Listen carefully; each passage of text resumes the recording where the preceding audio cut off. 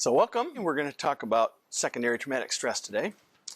And after the last lecture, which was about ACEs, I think you're going to need this to be able to handle what happens to you when you get excited about trauma and trying to help families that are dealing with it. So this will hopefully give you some insight. So a reality of being trauma informed and thinking about trauma in your practice is when you truly connect with families and children and listen to their stories and honor them, you will be altered. And it's not an occasional thing, it's everybody. So it's universal if you're really engaged. So when you don't have secondary trauma issues, that usually means that you're managing to stay outside, the force field. So we'll talk about the phenomenon of STS. So I want to start by saying there's a lot of controversy about burnout versus STS. And doctors have this unique take on this. And in this talk evolved from talks that we've done with child welfare workers. And I thought initially that, well, we need to do something totally different for docs until it started to hit me. I've done about 5 now for different practices, and every time I do this, it's always the most popular talk that I do, and I get the most positive feedback. And that's helped me because so this talk is light on the science and heavy on the emotional impact. But Dr. Z is a very well-known YouTube dude. I think he's an intensivist or a pulmonary doc. Or ER, yeah. So he has very opinionated thoughts about burnout. And his thing is, burnout implies that we're soft and we can't handle the job. And it doesn't matter what people say it's supposed to be. This is from his experience watching the hospital deal with burnout in the traditional way. So it's not, you see, on paper, of course they're not shaming you. But in the reality, why don't you just do mindfulness? Just do mindfulness. Or take some essential oils or something, if you must. And he's got a 6-minute video that's just hilarious, very passionate. He also goes after the EHR world, and how much damage that's done to patient interactions with docs. And it's true, everybody knows that. So let's do a deep dive into what we think is important. So the first myth that we talk about is this. We think we can do that. Not quite. Now the good news about STS is that Allie and Carolyn are working on a model that will be brought out for everyone that does community medicine. And they're going to be kind of my laboratory to figure out how to implement this, because we really don't know. This is the exciting part of a training program. That's a familiar face that DHS workers go, yeah, that's my self-portrait. And I was like that after a month. They told me a year I'd be okay, and then a month in, I'm like, I can't do this. Why didn't they spend any time doing this when I was in training? Because they have a 12-week training program for new DHS workers. That's like 2 days a week for 12 weeks. And they get like an hour or 2 of this. And it's kind of like add-on, yeah, okay. And people, well, yeah, do I have to come to that? I know it's going to affect me. So this is what we have found, no matter what the specialty or what the agency is. Pain is avoided. And that's pain, the psychic pain of listening to the story. We'll do anything to avoid it. And that includes, I'm convinced now, healthcare folks. And it's not just docs, it's everybody. So here's how it happens. Patients are identified as labels. Now I used to hate this when I was an intern. The gallbladder in 316. I used to say that to the nursing supervisor. Don't they have a name? You would ask that. I get that look. Like, don't make me look it up. Just go. told you where the physical was, and you're late. It was like, yeah, but they have a name. It just really bothered me back in the day. And now we'll say things like, yeah, that foster kid in room 3 or that ODD kid. ODD often implies, oh yeah, he's a brat. And when schools say that, and every kid we see at CTAC, almost every kid has that diagnosis. It's almost become a trauma screener. It's like, if they have that diagnosis, that's probably because they have trauma. We try to fix. And we're docs. Hey, that's what we do. Existing behavioral and medical interventions. I did this back in the day with meds. I could write a med for anything. It was also how I got them out of the room when it got too dicey for me. I didn't even realize I was doing it. That's what I was doing. And we challenge our colleagues who asked what happened to you versus why did you do that? This is one of the mantras with trauma work is the first question should be, what happened to you? Not why. And we ask 4-year-olds that and wonder want them to tell us some medical answer when they don't know why. And this happens often. Teachers really fall into this. Nobody plays me. We just did this last week at a training. Jim always does this. So I want a show of hands. Who has never manipulated their siblings, their parents, their family, or their kids? And no one ever has raised their hand because they know they'd be lying. And Jim says, you want your way, right? He'll go up to somebody in the audience. You want your way, right? Yes. So why are we so frustrated when the kids say that? He just wants his way. We pretend it doesn't affect us. I'm good.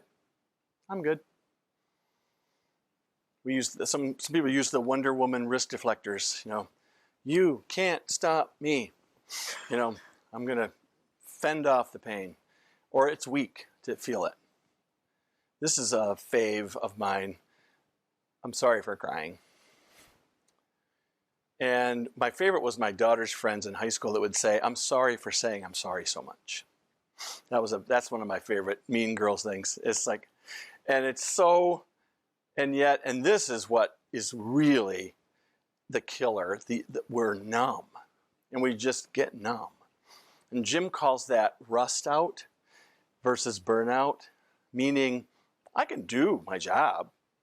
I'm just not emotionally attached to anything. And I'm good. I like it better that way. My paperwork is always done. Well, one of our small centers, DHS centers a few years ago was interested in doing some physiologic research that we were, in fact, I was trying to get funding for it because he was convinced that CPS workers were delaying their reports because they couldn't handle writing them up, the removal reports. And he was convinced that it wasn't just the rookies, that it was the people with experience. And every time they wrote it up, they had re-experiencing. So we wanted to check their stress level. I thought it was totally brilliant. But then he realized, he goes, we don't remove very much anymore because they've done such a good job. They cut their removals by 80% using a trauma model. So they didn't have enough people to do the study, which I thought was, and he only had 5 CPS workers. So, but unavoidable pain that's not addressed creates toxic work environment. It's just absolute. It doesn't matter what the agency, and medical is just the same as everyone else, especially primary care. So the elephant in the room, these are cries from the clinic. That sound familiar? I was not trained to handle this. This is often coming from a nurse who is supposed to be a social worker, as I've had so many nurses look at me and go, I don't want to be a social worker. Please don't make me do this. I am not a therapist. And this was my favorite. I am a therapist and it's still kicking my butt. And my passion is preventive medicine. Is this part of that? Well, we know that's true, but it doesn't feel like it's true when you're in the middle of it and you have no way of dealing with it. So this quote came from the social work world, but if there's not a formal plan in the agency, the work will not get done. And we have written several papers about this and get them published, but people go, yeah, but that's you guys. Really? You don't see a universal message here? We do. So what is it? Now that I'm 8 slides in, the natural expected emotional duress that results when an individual sees or hears firsthand about the trauma experiences of another person. The natural and expected. Everybody should feel it. And if you're not, I always tell that to the schools we work with, if you're not feeling it, there's a reason for that. I can't tell you who you are unless you come talk to me, but I'm thinking if you don't feel it, it's because you're not connected.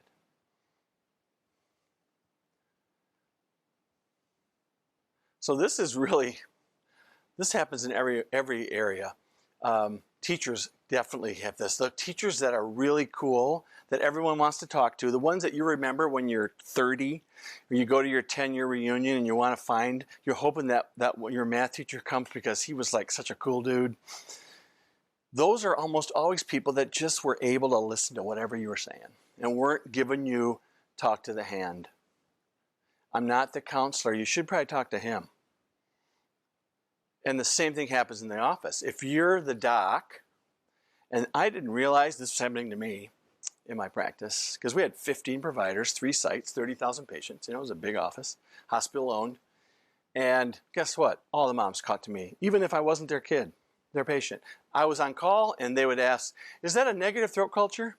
Okay, so, yeah, I don't want antibiotics, but I do want to talk about my son that you've never seen. That Dr. X won't talk to me, won't answer my questions, and he thinks that I'm overreacting.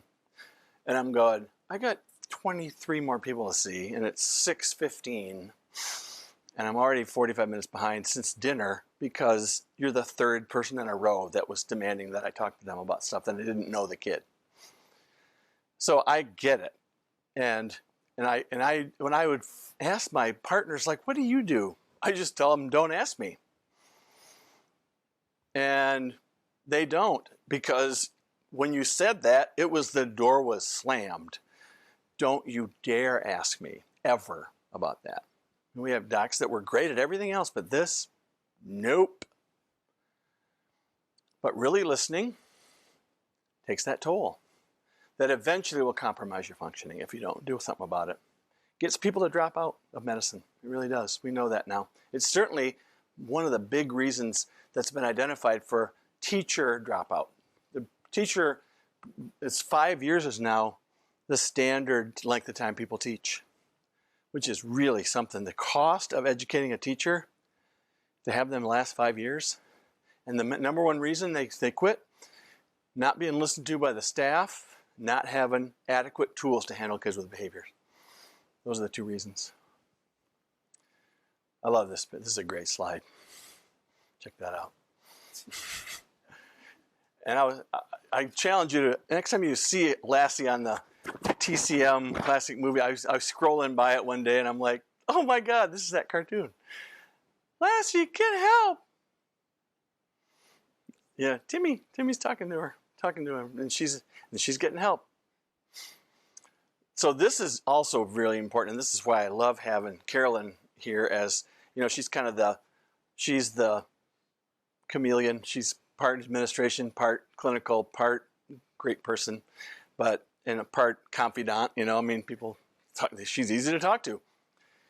But if the medical administration does not understand that this is about the health of your staff, and this is what we talk to superintendents about, and we say the fish rots from the head. It's a great line from The Godfather, and because it's true. If the big boss isn't in, don't bother. But anybody on the way down can derail, we found. Unfortunately, a supervisor can be the roadblock. Or it could be practice manager. Even though the CEO of the hospital is all about trauma, because he likes going on TV and talking about it. But a lot of people like that, but you know what? They're not checking to see what happens underneath them. But So we try to talk to the administrators. It's not just about the kids, it's about your workforce. So doing this helps everybody downstream. So this is what happens if you are having secondary trauma, personal trauma re-experiencing. Now this is something that the burnout people like to talk about STS as a way worse thing than burnout. And they think it only happens to people with a high ACE score. There's no data. That's just their model. They want their model to work. The higher your ACE score, the more intense. We know this is true. And I had a doc in one of the offices I was at for a long time. He would always leave like halfway through the lunch meeting. And I thought it was to get his charts done. Because he was an EHR obsessed guy, you know. He couldn't, and he lived out of town, and his wife was a pediatrician, so he couldn't, she was like, you're not gonna come early, you're not going late, you're not staying late, you get your charts done at lunch, you know the drill. And so he would do that, and then I finally found out that one of the nurses said, his brother killed himself 2 years ago, and he's not been the same since. That's why he can't handle any of this. And I was able to talk to him. I was kind of waiting for him to bring it up, but I was kind of probing him one day, and we finally got connected. It's like, oh my God, dude, wow. And he was just guy smiling. I'm good. I'm good till I can't do it. Increase in brain arousal. You know, you start noticing that you're getting lit up. And you avoid.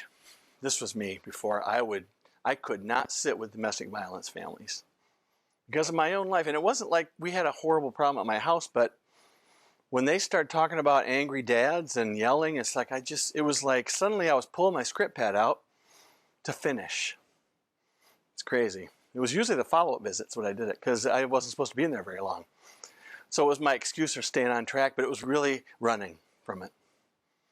Thank goodness Jim noticed that. And disruption of your own safety. This is what we have staff from DHS say, you know, every step closer to the door, I feel worse. I walk in to the building, I feel really worse every time, every day, especially Monday. The closer I get to the building, the worse it feels. And I didn't realize it until you guys talked about this, and I realized that's happening to me every day. I don't trust anybody. I'll do it myself. I don't work on teams. Screw that. People just disappoint you. Or I feel like people are watching me and I can't do anything on my own. Those are often in kind of upfront reasons that impact. And we showed this slide last time. This is what you might be feeling. Suddenly, whoa, it doesn't feel safe in that place because nobody seems to care about anything except the paperwork. Or, you know, getting stuff done and don't get behind and be efficient and juggle chainsaws. And if I turn them on, tough, just juggle some more. And if you're good at 3, then we'll give you 5. You can do it. Kind of like what med school does. It's like, let's see if you can handle 26 credits. I remember 13 finals in one day when I was a second year. It's like, that's just wrong. What is wrong with them? So here, this is a great chart because this really goes into the different pieces of this puzzle. So cognitive impact are, print so small I can't read it. So focusing issues, apathy, pessimism, rigid thinking, loss of perspective, everything's a threat. That starts happening. Your colleagues, it's like those third-year residents suck. God, they think they're all that. Those first years are so clueless. God, thank God for me. I just said that because I knew you're second, but that's okay. You're not like that. And then they're not monitoring themselves. And we see this a lot with our traumatized kids. They have no idea how they look to the rest of the world. Even if we show them a video of them doing something, and they'll say, that's not me. It looks like me. I don't know how you did that, but you must have done a cut and paste and put me on top of that guy who's robbing the Meijer store. It's crazy, but so that's one group. The second group is social impact. we see a lot of this in child welfare workers. Yeah, we don't go out anymore. I don't know. I don't want to see anybody. Because social workers, their worst nightmare is they're in the wine section at the store and they run into a client that just lost their kids for drugs. And they're holding 2 bottles of wine for a party, or a bottle of vodka and a bottle of wine. Their cart looks like it's full of an alcoholic's weekend. And then they got to go, of course, I came really late. Well, that's why they did see you. So they don't want to go out. I have that. I don't go out a lot much because I go to Gaylord now every 3 times a month, and they're recognizing me in the Myers there now. Clients, it's like, oh God, I can't hide from them now. And then factualism is clicks. And clicks are, doesn't matter what you're in, they're always there. Mean girls are everywhere. And some mean boys, but mean girls still, and the guys still don't know what that's all about. They still scratch their heads like, why would you have a grudge since the first day you guys did training together 5 years ago? Oh, I don't know. Same reason we used to have grudges from 7th grade study hall all the way to graduation. Emotional impact kind of reads like the DSM-5. Lots of symptoms of depression. Mood swings, guilt, sadness, anger, overwhelm, numb. Wow, that's a whole laundry list. And then the last piece is physical impact. In every place we do this, I've done about now I can't 30 of these. Every time I do it, physical impact is by far the most obvious impact. It's always the most, it literally is 3/4 of the people have that. And one of the supervisors from DHS one time, I wasn't there, I wish I would have. She was this very rigid, left-brained authoritarian, had her team around the table, and they were all basically watching her, and she was basically doing this the entire training. I don't like this. And then finally she pulls out a huge bottle of Tums from her bag and shakes it, and it's basically 3/4 empty. This was full 3 weeks ago. Is that what you're talking about? And the table exploded with laughter. The whole room relaxed because they knew if she was in, it was okay to do it. It changed the entire culture of the day. And this is why we also say, man, chair massage, not a bad idea to have.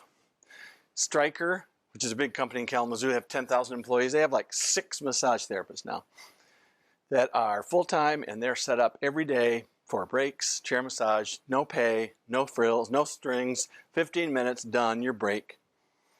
Yeah, and they're like, we need 12. We could probably handle 50 because people are like, this is everything. Get me through the rest of the day. So, here's some cartoons, all very fun. I bark at everything. Can't go wrong that way. This is reactive administration. It's always sit, stay, heal, never think, innovate, be yourself. Dogs are great, but I could see that happening. And then this is great. But she'll come down eventually, and she'll come down hard. The mean cows. No, not there, please. That's where I'm going to put my head. In your cubicle, right? And the dim fluorescent lighting is meant to emphasize the general absence of hope. This is a DHS. When DHS, they howl at this because it looks just like the DHS labyrinth. When you get inside a DHS office and you don't know what direction you're at, it is like, it's circular, and I'm like, I got no idea where the exit sign is. Is this on purpose? Well, no one ever gets in there. Because they meet the clients out in the ante rooms, in the little rooms they have out there. Nobody ever gets back into the mothership. It's like, this is scary. No Thursdays out. How about never? Is never good for you? I like to call it the 12th of Nevuary. That's my favorite. It sounds like a real date. And I've sometimes waited until people say, wait a minute, when is that? It's like, oh, it's just seeing if you were listening. Listen, pal, they're all emergencies. And this is medical, don't you think?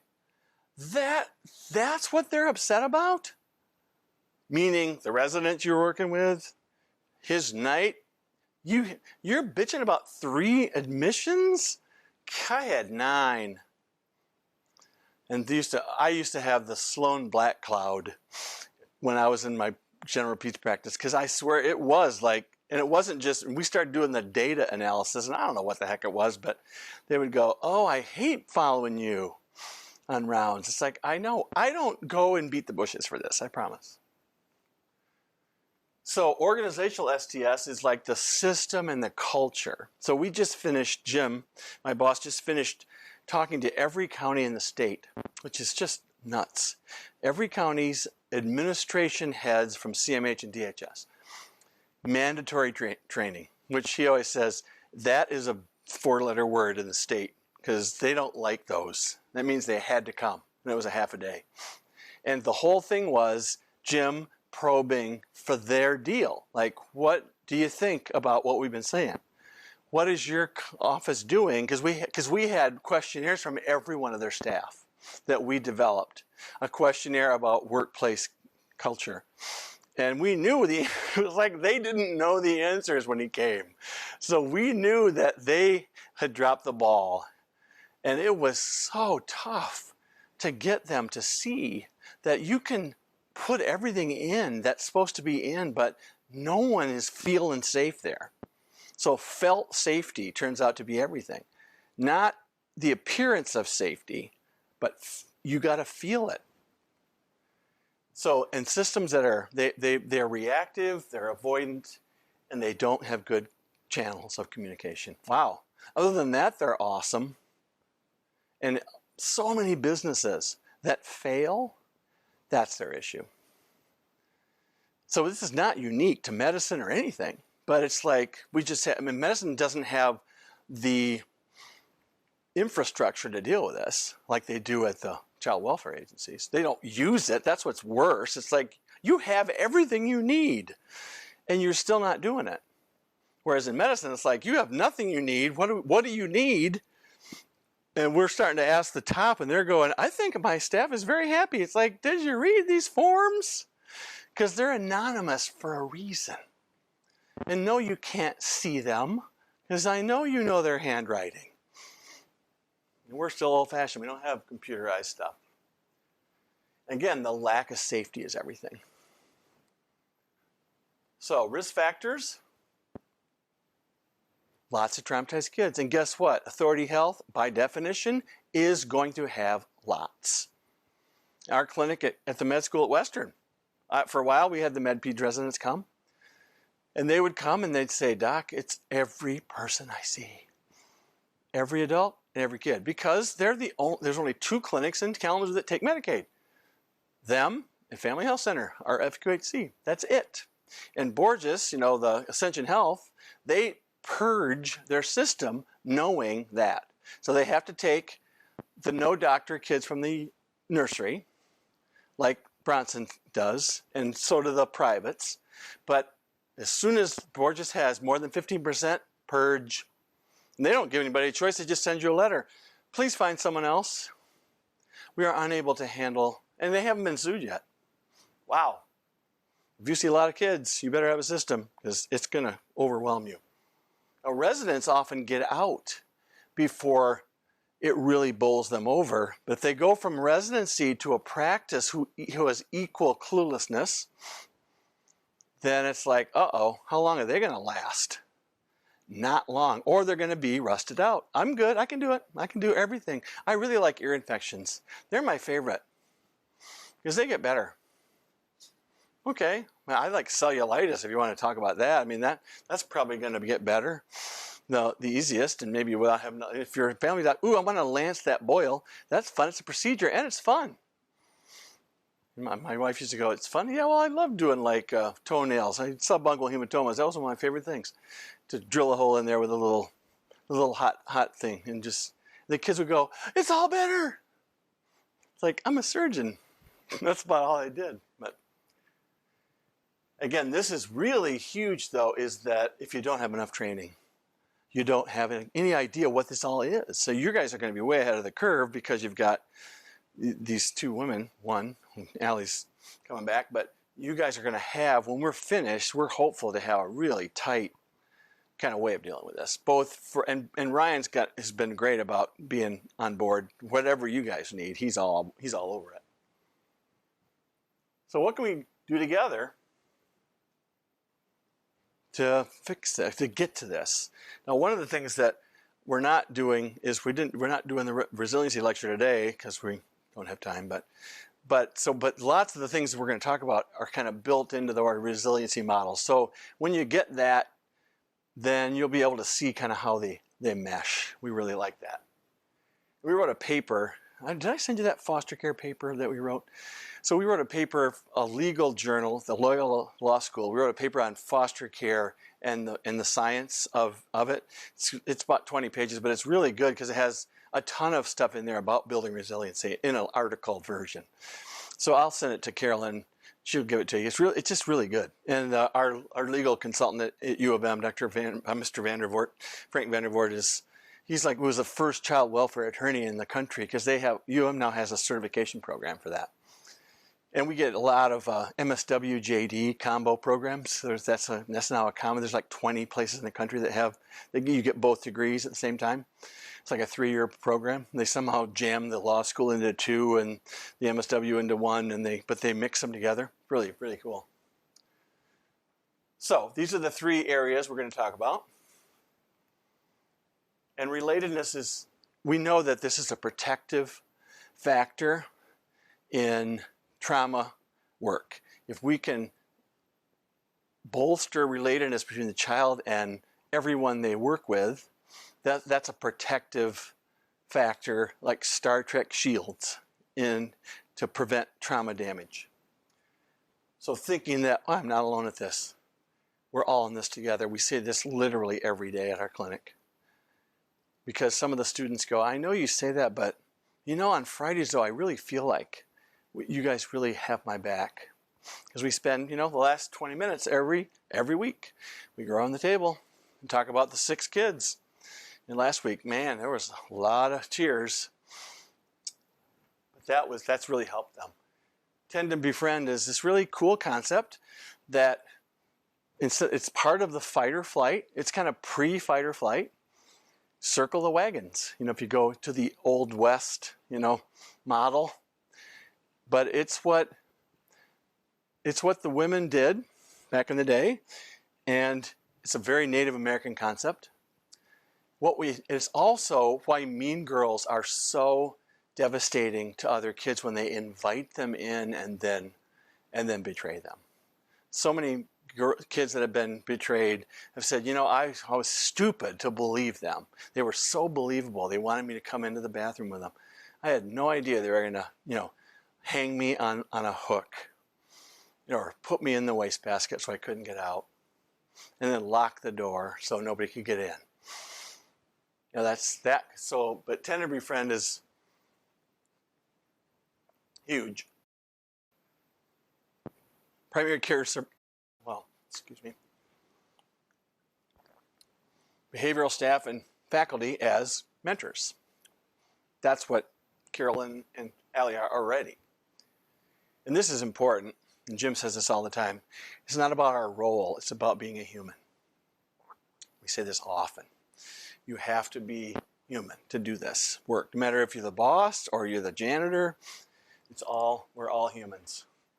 And we're all engaged in this process, and this is tricky as a resident, navigating this pain, still doing your job, and navigating the organization. How do we do both? Because you could say, I'm not seeing another patient until somebody helps me with STS. You could say that. I'm not sure how long you'd last. You probably get called in to the tribunal. It's like, yes, the director of the program needs to talk to you. Now, in your case, is Ryan the director? Yeah, so he probably wouldn't do anything bad, but he might get grief from the top saying, what are you doing? Half your residents refuse to work now because they're not getting SDS. It's like, that would be kind of cool. That'd be like a sit-in from the 60s, which may have to be. That may have to be. We're not doing this anymore. Anyway, but this is what's happened. If you don't express these feelings that kind of shift and move, if you don't get them out there, they get stuck. And then you just, because what we tell our students at CTAC, we want you to come back next week. So we've got to get you a way to process this, because what we were hearing from them back in the day was they weren't telling us, they were telling other students. Well, you know what I did last weekend? Typical. I ate a whole carton of ice cream over the sink. And then the next week I ate it in my bed with a blanket over my head. And then I found out my boyfriend was leaving me because all I talk about is this. And he's like an engineering student and he doesn't want anything to do with it. And his dad was an alcoholic and his mom was hurt by dad, and they divorced when he was 8. Oh, well, geez, he really wants to talk about trauma. My wife does the talk to the hand when I talk, so I know I can't tell her. And even my daughter, now that she has kids, I have to watch it because we're seeing kids their age. So, wow. There's got to be a way to do that, but that won't grind the whole system to a halt. That's the tension. That's the challenge. And the relational connection in the workplace, is affected by what the boss thinks. And sometimes it's this kind of nebulous them. It's not one person. It's like, well, corporate, corporate says, nice try. Even though you guys are committing to training in the inner city when you know that every one of your clients is going to be traumatized. So how is that possible? And again, I think that they've been great here about being open about this. That's what's exciting, I think. We can really, change the culture. So this is really important. You and the patients. It's not because you're really smart and had great board scores. That's not why patients remember you. Because we hear it from our kids. Why do you like your doctor so much? He never judged me. It was always the same there. It smelled the same. He had that weird little thing on his stethoscope. And he thought it was cute and it was kind of dorky and he was kind of dorky. But you know what? That guy was always there for me. I felt like I was valued. I was important. And I think he really likes me. And they'll say the thing with teachers. She loved having me in her classroom. But we had a kid, this story Jim told me this last week and blew me away. But it was a kid who had been in a foster home with lots of kids. And they took the worst kids because the money was good. The pay rate was high. They had like 8 really hard kids, teenagers, and she was there. And she went to another home and realized that the second home, they treated me like everybody else in the family, and I wasn't a paycheck. That's what she said. At the other place, I was a paycheck. That was amazing. 13-year-old girl. It's like, wow. And we still those things and you go, really? Are you sure she said it that way? Yeah, we wrote it down because that's one of those sacred moments, as we call them, that we'll talk about in a sec. There they are, sacred moment. So sharing those with everybody, even if it's a text, amazing. You wouldn't believe what just happened to me. Sacred moment time, and so there's got to be. So it's got to be okay to do that.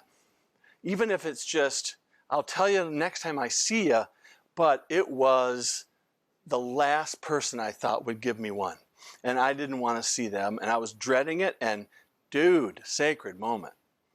That's enough to tweak people. Say, hey, tell me. Hey, come on, don't make me wait. But if you have a STS buddy that you're assigned to, that's the person you tell. But you tell everybody, I'm going to tell the buddy, and next time we meet, this is going on, this is going to be first thing discussed, because I know it's not just me. Because they do so much good. It's just crazy. And it's often the dreaded visit. And Jim always talks about sitting with the child, honoring their story, and just being with them. Don't try to fix, just be with them. And they might start telling you things that really cause you to feel uneasy because it feels like it's so emotional, I can't handle it. but I can't run out of the room. I got to be here. And then that was wow. And then I can't believe how much it affected me later, but I can't believe he was safe enough to tell me. But then when you have every kid doing it to you every day, it's like, okay, sacred moment overload. I can't do this unless I've got a way of dealing with it. And this is super helpful for the administrative and the attending staff to share their own sacred moments with kids when they were in practice. Really, really big. And you might think it's nothing. It's like, you know what?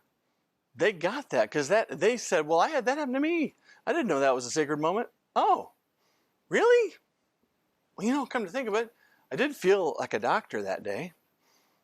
That counts. Some days you don't feel like that. You feel like, what the hell am I doing this for again? So efficacy is the next category. And this is in resiliency research. We know like IQ is a huge protective factor. It's weirdly predictable. Smart kids do better. Smart kids do better. Doesn't matter what you're talking about. Except when they're 4 and they're the smartest person in the house. They get hurt. And if they have 125 IQ with no impulse control, whoops. Guess what? Ready, fire, aim. Becomes fire, fire, fire. But that kid still can do school without studying. We've heard that so many times. Oh, thank God I didn't have to study. And the inner city kids, I couldn't tell anybody I was interested in that class. I couldn't tell anybody because that can get you killed in a gang. So I had to hide that the whole time I was in high school until I finally got into community college, living with my aunt in Toledo. Then I could be myself.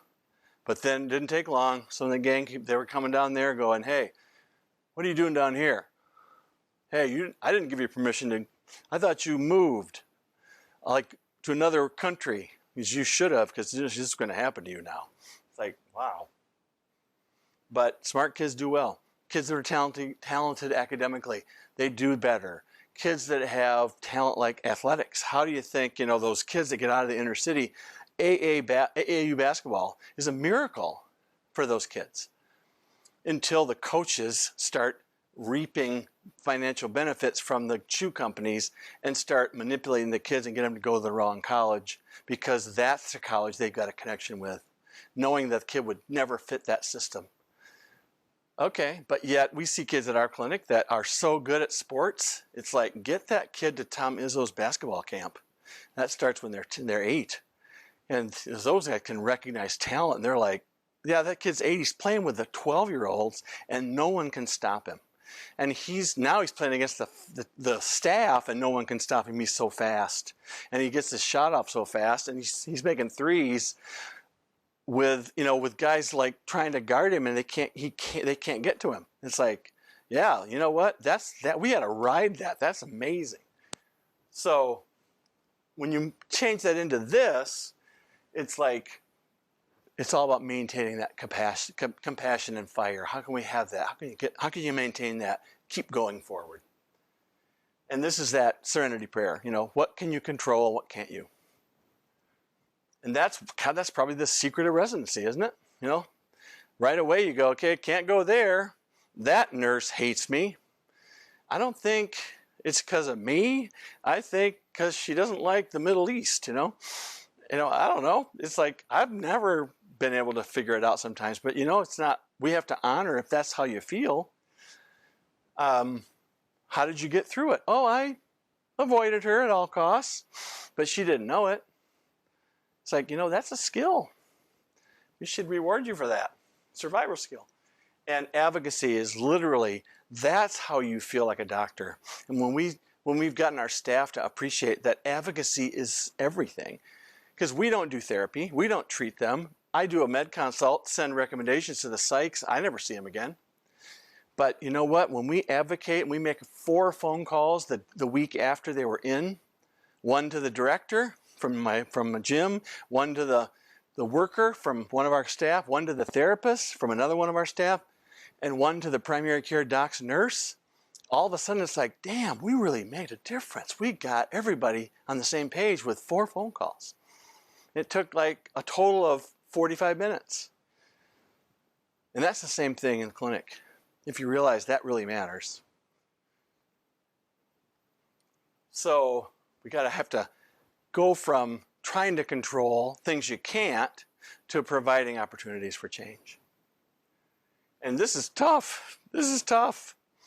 Believing that others are doing the best they can when it's not in your soul yet. Because it looks like so-and-so is slacker dude. Doesn't really even want to be a doctor from what I can see. But he somehow has everybody convinced he's all that. But I hear his honest take when he's on the phone. He doesn't think I'm listening to his girlfriend, boyfriend, and that he's marking time till he gets the hell out of this hellhole. It's like, okay, but he's got an A score of 8. Whoops, didn't know that. That makes total sense. You know what? How is he even here? Wow. Our dean, unlike your dean, unlike the Central Michigan dean, our dean laughed at us when we said we want to get A scores on all the new med students. You know what he said? HR would be in here in a heartbeat in my face. We didn't say force them. We said offer them.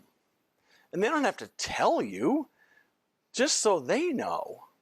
Wow, so a 6 is a bitch. So when things get tight, maybe I should ask for that extension program. Because when I was at MSU, it was a 3-year program, year-round. What a stupid idea that was. That was some legislator's idea. Let's do year-round. So I literally got almost no electives in my senior year, because we can only have 2 months instead of 8. But if you pick the 4-year option, pariah status. Oh yeah, he's doing a 4-year option. I knew he was slow. Oh my God, I used to hate listening to that, because I knew 3 or 4 of the kids that they told me in private that they were doing it. It's like, I love that guy. He's got 3 kids. He's married. Are you kidding me? You're in his face because he's soft? Wow.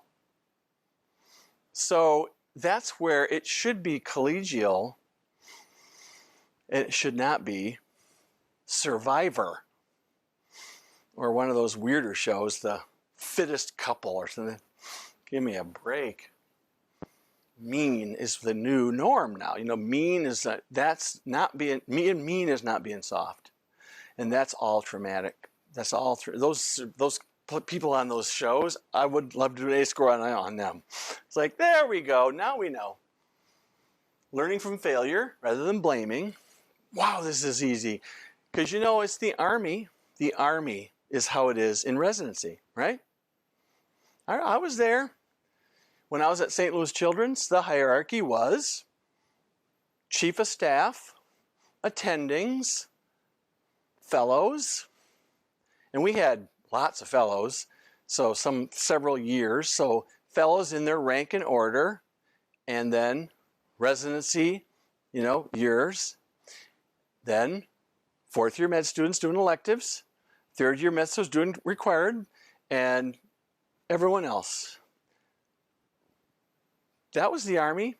If attending asked you a question in the elevator, and you never even met them yet, and they're the internist, guess what? You couldn't say, "Excuse me, sir, that's a violation of our treaty. You can't ask me a question before I've had you." Yeah, try that one. And yet, if you get nailed by the attending that you haven't even met yet, and you're an intern, you're looking for the first student you can find. Right? You just are. This is what kids do with their siblings.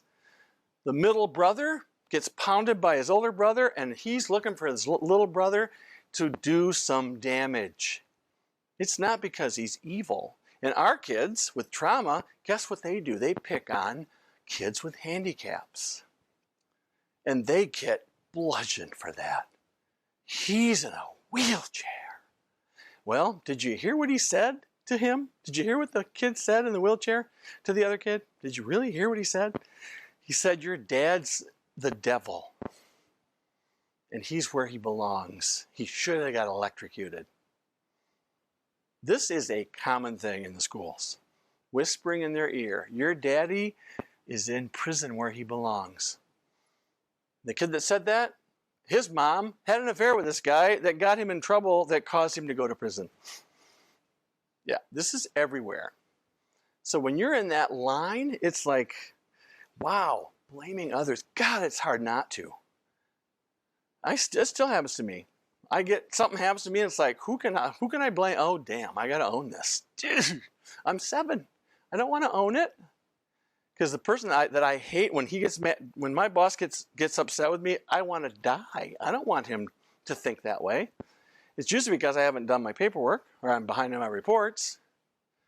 But, oh, please. Or I said something at a meeting that was not appropriate, forgot that somebody I said it to was married to the person in charge. It's like, whoops, in Lansing. You know, it's like now that I'm interacting with all these department heads and chairs and heads of agencies, whoops, nepotism is everywhere, not just the White House. And this is also so important. Little things you do now will impact later. And Dr. Dar, who's in Marquette, that got the email from this morning, he's the chief of staff at Marquette General, one of my residents from 20 years ago. He was talking to me last month. I was at dinner with him, and he said, you know, the foster kids love me and the foster parents love me, and I'm sometimes going, why? I didn't do anything. I didn't do anything. And then he told me the story that I didn't realize he was morphing into a story about a kid that was in his practice that was a Mexican kid that got burned in a drug fire and lost all 4 extremities. And was still in the rehab stage and still hadn't been fitted for things, but you know, he was intact, and Francis is a fisherman. So the kid would come in and they'd talk about fishing.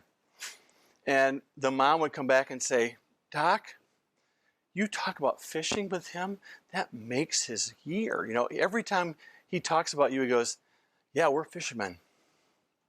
And when I get my hands, he's going to take me. It's like, wow, huge, huge stuff. You don't get those feedback things. I do it sometimes now. People will find me in the store, or now mostly at trainings. Somebody will come down and go, you saw my kid. And I'm usually waiting to see, please tell me they're not dead because of me. Did I give him the wrong med? Is he 4 foot tall because I stunted his growth? Did I cause Tourette's? These are all my old nightmares about what might happen if you use stimulants in the wrong kid. And they'll say, no, I wanted to tell you that he's doing really well. And then I'm still trying to remember who it is because it's been 20 years. It's like, oh, whoa, I just remembered him. She goes, yeah, I knew you would. She gave me another hint.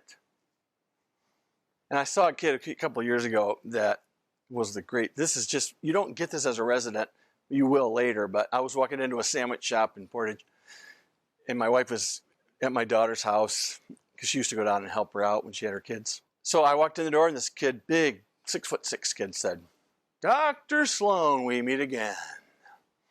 And I'm like, uh-oh. But he didn't look angry, but he looked spectrum-y because he was, and he told me who he was.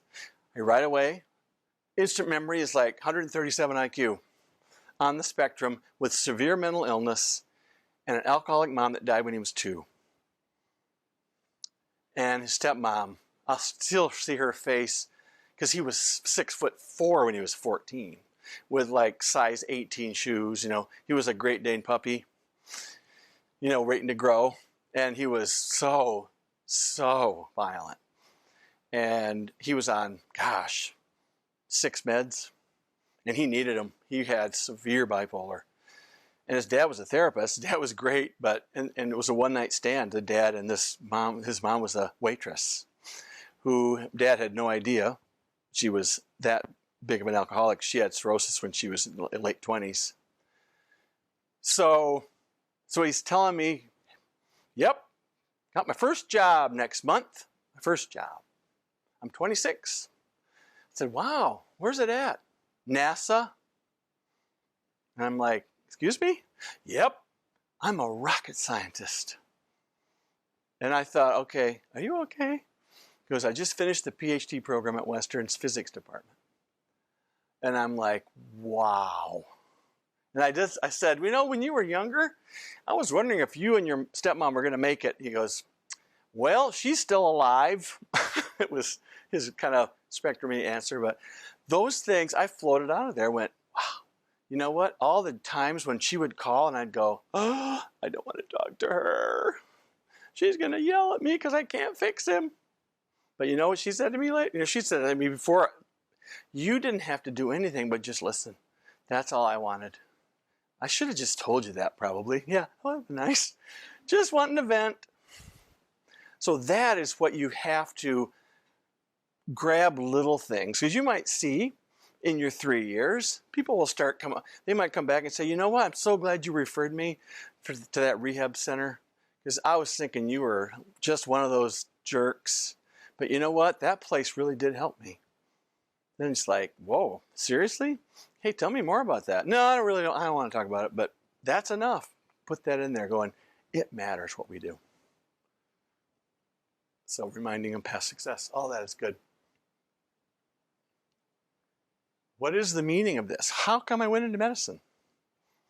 We don't ask that enough, I think. We just kind of get stuck in the day-to-day machinations. And so again, we're contextualizing those painful experiences as being honored to sit with kids, and it's a growth thing, even if it's something that you messed up.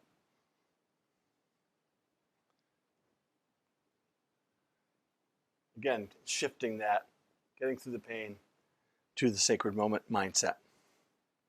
And this is a Buddhist teacher that Jim likes. The heart breaks again and again and again until it stays open. And so the whole point is you have to be ready to come back the next day and deal with it again. That's the hardest part with this model, is that you're seeing clinic patients probably how many times a week? Twice? Once. Oh, that's good actually. The whole day. Oh, okay. But once a month with the people you know well. You're once a week with your continuity.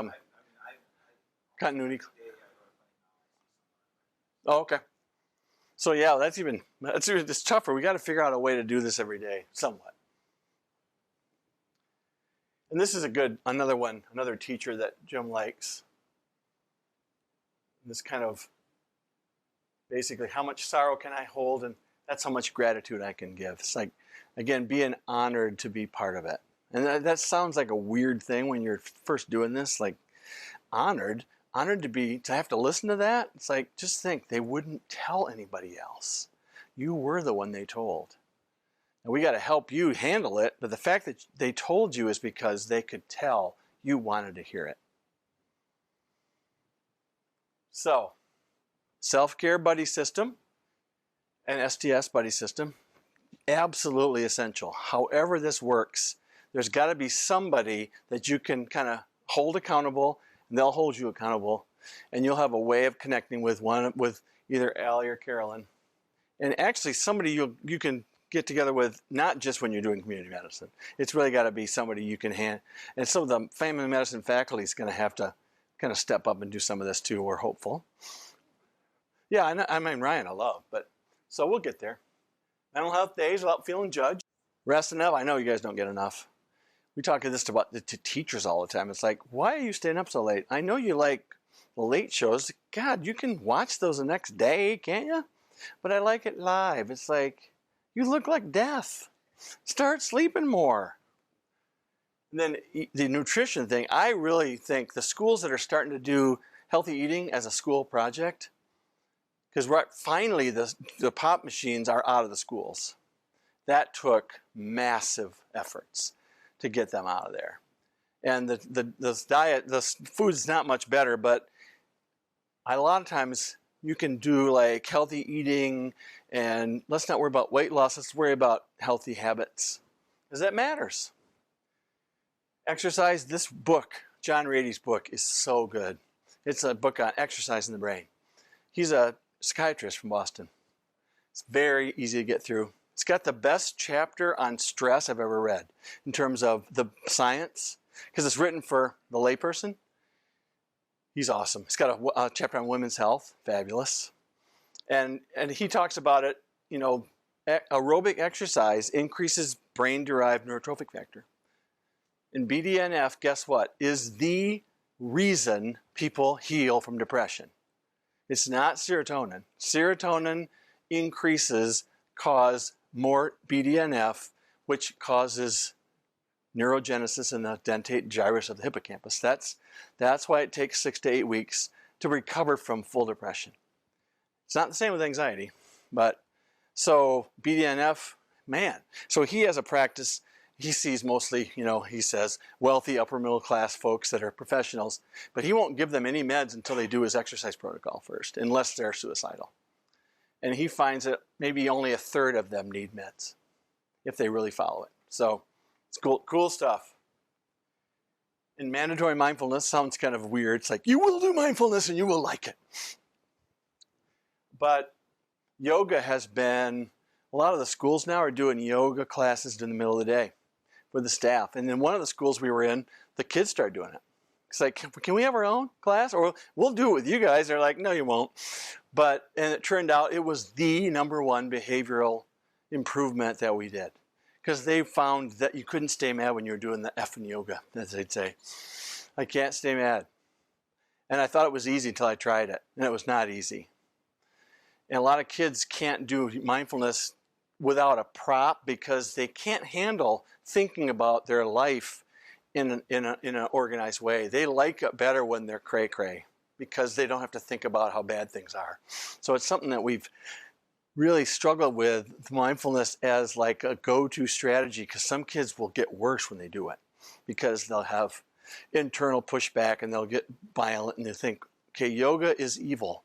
Well, it is if they're not ready for it. And then I say this to residents, like I said this to teachers. If you have treatable issues that you're not getting treated for, that's your problem. You need to do that. If you have anxiety, especially anxiety treatment, and not Xanax, I always tell the teachers, we're not talking about Xanax.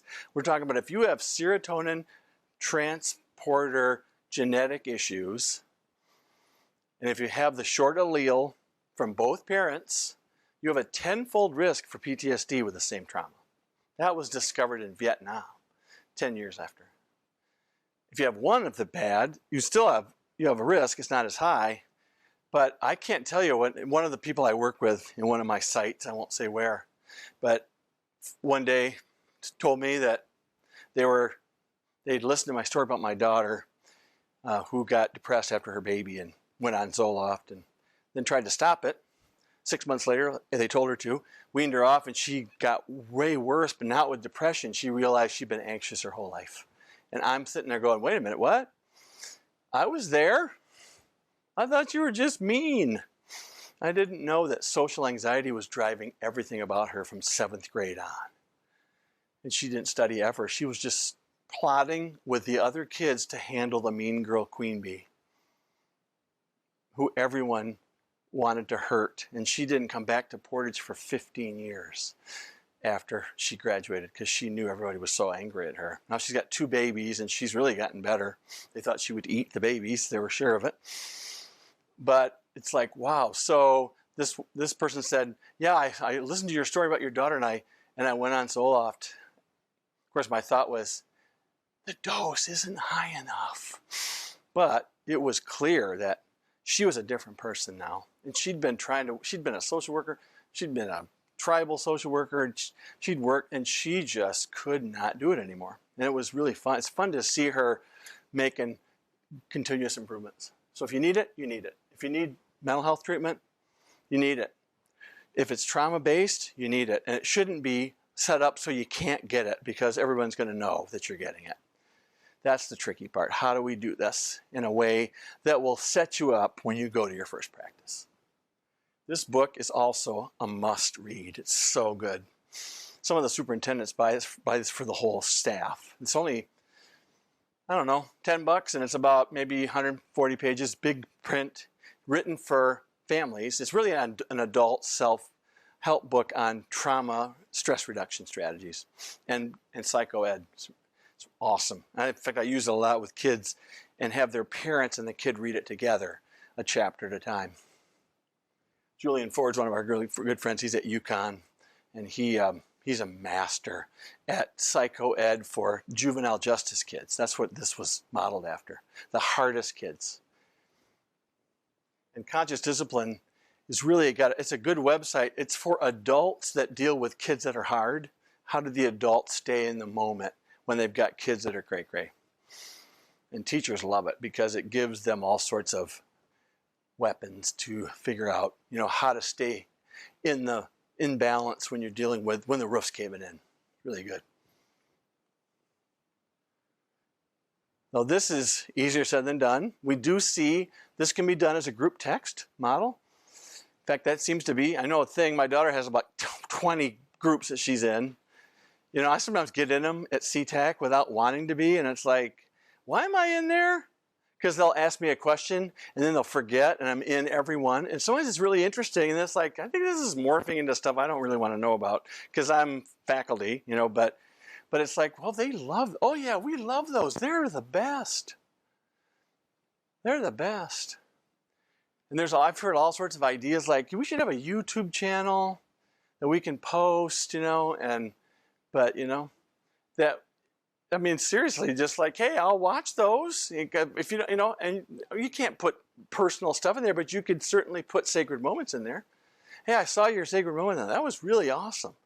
Then you just watch it. You don't have to worry about downloading it. And I don't know. I'm old. I don't know this stuff, but there's ways to do this.